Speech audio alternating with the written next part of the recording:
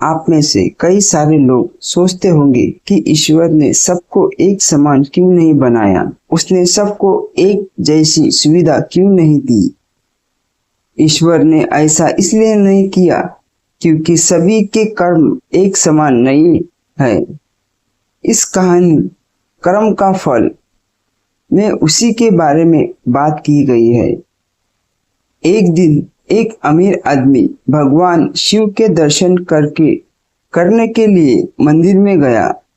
इस अमीर आदमी ने बहुत ही महंगे जूते पहन रखे थे और उसने ऐसे भी सुना था कि इस मंदिर में अक्सर चोरी होती रहती है।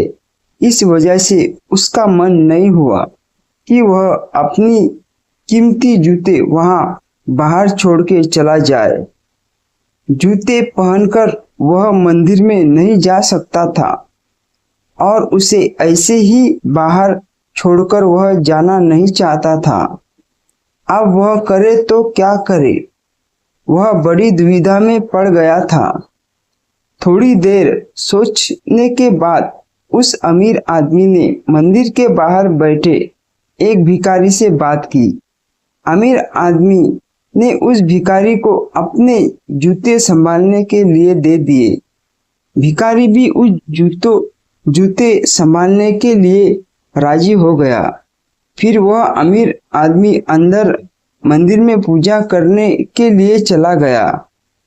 पूजा में बैठे बैठे उस अमीर आदमी के मन में ख्याल आया कि भगवान ने कैसे विषम दुनिया बनाई है। मेरे जैसे कई लोग को पैरों की कीमती जूते पहनने लायक बनाया है, लेकिन उस बेचारे भिखारी जैसे अज्ञात लोगों को रोटी खाने के लिए भी भीख मांगनी पड़ती है।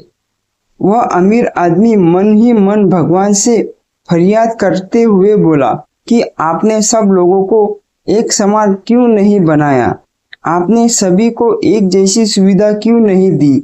फिर उसने मन ही मन तय किया कि यह से वापस जाते समय वो उस भिखारी को 500 रुपए देकर जाएगा।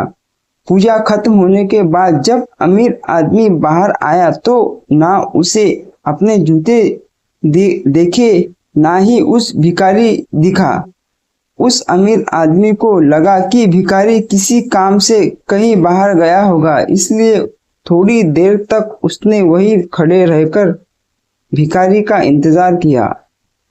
काफी देर तक इंतजार करने के बाद भी जब भिखारी वापस नहीं आया तो उस अमीर आदमी को पता चला गया कि भिखारी उसके ठग से चला गया है।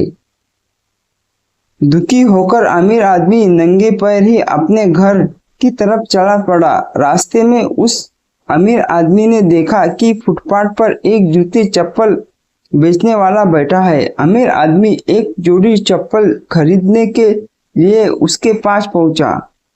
वह पहुंचते ही उस अमीर आदमी की नजर उसके जूते के जैसे ही जूते पर पड़ी। अमीर आदमी पहचान गया कि यह उसी के जूते हैं।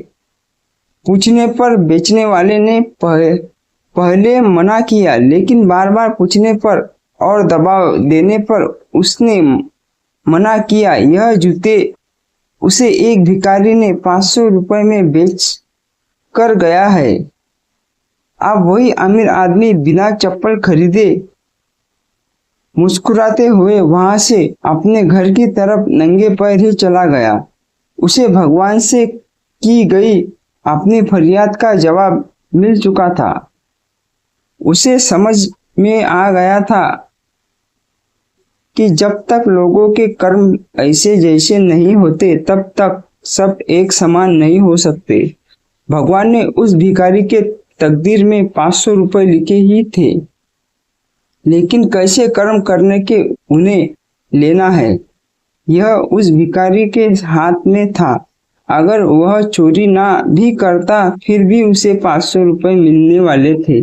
शायद उसके ऐसे ही बुरे कर्मों की वजह से आज वो एक भिखारी था।